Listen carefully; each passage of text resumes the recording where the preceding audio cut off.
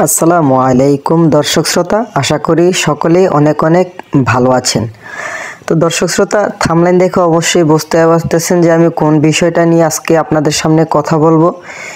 আমি কথা বলবো পুলিশ ক্লিয়ারেন্স কখন লাগে এবং কি পুলিশ ক্লিয়ারেন্স কি এখন আবার নতুন করে করা লাগতেছে কেন, এই বিষয় নিয়ে কিছু কথা বলবো এবং কি ভিসা হচ্ছে কি না এবং কি অ্যাপ্রুভাল হবে কবে থেকে, এগুলো নিয়ে কিছু কথা বলবো। তো সম্পূর্ণ ভিডিওটা আমার সাথেই থাকবেন।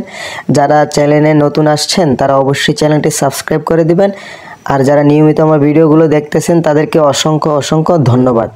তো দর্শক শ্রোতা, আমি প্রথমে বলবো আপনাদেরকে যে পুলিশ ক্লিয়ারেন্সটা কখন লাগে।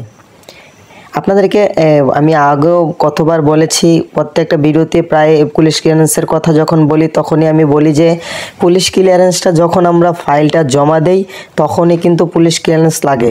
আমি যে এজেন্সি দিয়ে কাজ করিয়েছি বা আরও অনেক এজেন্সি আছে ভালো ভালো কাজ করতেছে, ওরা অনেক ভিসা করতেছে, তাদের কাছে যখন আপনি ফাইলটা নিয়ে যাবেন, যখন পাসপোর্ট জমা দিবেন, ছবি জমা দিবেন, তখন আপনার ফাইলটা ওরা নিবে না। কেননা তারা বলবে যে আপনি আগে পুলিশ ক্লিয়ারেন্স করে এরপরে হাতে নিয়ে আমাদের সামনে নিয়ে আসুন, তারপরে আমি আপনার ফাইলটা সাবমিট করব। হ্যাঁ, যদিও ফাইলটা নিয়ে থাকে তাহলে আপনি পুলিশ ক্লিয়ারেন্স যদি না দেন তাহলে কিন্তু আপনার ফাইলটা ওরা আবেদন করবে না মেসোডিনের জন্য বা পারমিটের জন্য। তো পুলিশ ক্লিয়ারেন্স কিন্তু প্রথমেই লাগে।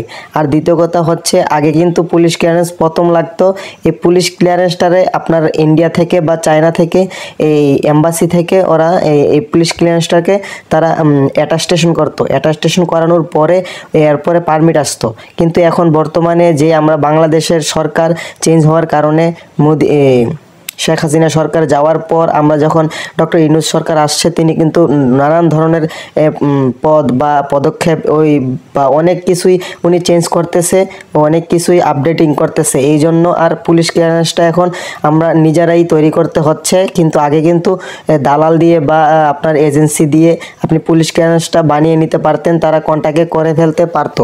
কিন্তু এখন বর্তমানে এমন একটা পর্যায়ে এসে পৌঁছেছেন, আপনারা নিজেরা চাইলে পুলিশ ক্লিয়ারেন্স বানাতে পারবেন, আর না হয় এজেন্সি বা কোনো দালাল ফালাল দিয়ে পুলিশ ক্লিয়ারেন্স বানাতে পারবেন না বলতে হয় না, কিন্তু টাকা হইলে সব কিছু পারে।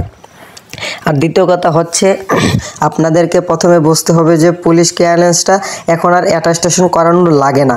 আমরা বাংলাদেশ থেকে যখন আপনার পুলিশ ক্লিয়ারেন্সটা পাবেন, অনলাইন করবেন, তখন থেকেই পুলিশ ক্লিয়ারেন্স বাংলাদেশেই অ্যাটাস্টেশন হয়ে এটা বের হয়। আর ইন্ডিয়া এম্বাসিতে অ্যাটাস্টেশন করানো লাগে না, ডাইরেক্ট আপনারা মিনিস্ট্রিতে সেটাকে পাঠিয়ে দিতে পারবেন।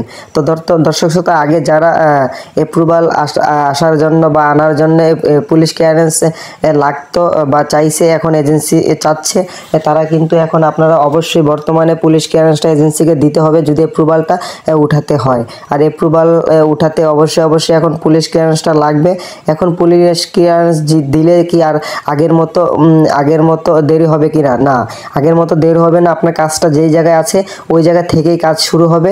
আমি যতটুকু জানতে পারছি বা এজেন্সি থেকে খোঁজ নিয়েছি, ওরা আমাকে এই তথ্যটা দিয়েছে যে আগের জায়গা থেকেই কাজ চলমান থাকবে। শুধু পুলিশ ক্লিয়ারেন্সটা ওরা মিনিস্ট্রিতে পাঠালে আপনার অ্যাপ্রুভাল বা আপনার যেই ধাপে আছে কাজটা, ওই ধাপে এই কাজ শুরু হবে। তো দর্শক শ্রোতা, এটাই হচ্ছে আসল মেন কথা। আর দ্বিতীয় কথা হচ্ছে যে আপনারা ভিসা হচ্ছে কিনা। ভাই, ভিসা প্রচুর পরিমাণে হচ্ছে। আমার কাছে এই গত মাসে 28 তারিখের একটা ভিসাও আছে। প্রতিনিয়ত ভিসা হচ্ছে। আমি এই ভিসাটা দেখাবো না, কিন্তু অবশ্যই দেখাতাম, কারণ ওই ভাই যাই আমাকে দিয়েছে উনি বলছে যে ভিডিও করবেন না ভাই, এটা একটু হাইট থাক, আমি যাওয়ার পর এরপরে ভিডিও করেন।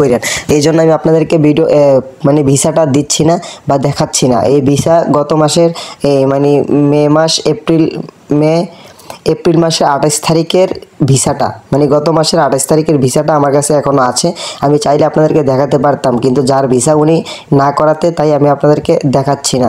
তো দর্শক শ্রোতা, এই পর্যন্ত আজকের ভিডিওটা। পুলিশ ক্লিয়ারেন্স অবশ্যই আপনারা বানিয়ে হাতে নিয়ে ফাইলটাকে জমা দিতে যাবেন। তো দর্শক শ্রোতা, আজকের মতো এখানেই। ভালো থাকবেন, সুস্থ থাকবেন, আল্লাহ হাফেজ।